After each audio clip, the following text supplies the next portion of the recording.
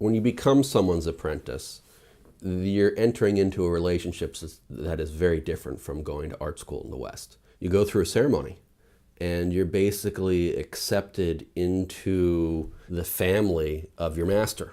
The master becomes your father and you become their child. It's called Rumun. It means entering the gates. And the training is very different. Not just are you sweeping the floors, not just are you learning basic glaze technology or basic firing techniques or basic throwing techniques, you're also making lunch and dinner for your master. You're changing his chamber pot. When he decides that the rats have infested too much of the workspace, instead of killing them, you trap them and you feed them so you can go release them in the fields next door. It's very different from I'm showing up to class from 9 to 11:30 and I'm doing X, Y, and Z. And also, there is no 9 to 5 apprenticeship. You are an apprentice for however long you are an apprentice. So if the master calls you at 11 o'clock at night that you need something to get done, you've got to be there available. You are the disciple.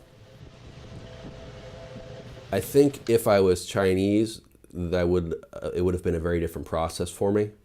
But because I was Western, I was very lucky in that my master didn't have some of the cultural stigma that's normally associated to that. He felt very open-hearted. He said, because you're a Westerner, I can show you all these things. And if I was Chinese, it would have been different. I think there would have been a sense of competition in there. There would have been more tension, I think, about learning stuff. But because I was a Westerner, I was like, well, whatever you want to teach me is great.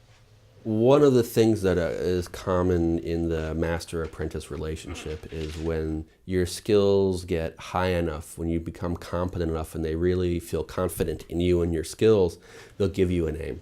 So after about 3 or 4 years of working for my master, Wang Guozhen in Yingge, Taiwan, I got to the point where he felt confident enough to say to me, you can go out and open your own studio now. And he also gave me a name that I would use as my artistic name, and it is pronounced Shang He Shan, which literally means in the direction of Harvest Mountain, or in the West, Harvest Mountain for short. And it's the metaphor of reaching a place of kind of great bounty, and it's very auspicious and wealthy and abundant and also very stable. Artistic names that are given to you by your master really kind of are an explanation of where you're at that time, of where your skills are at, or where your head is at, or the direction that you're embarking upon.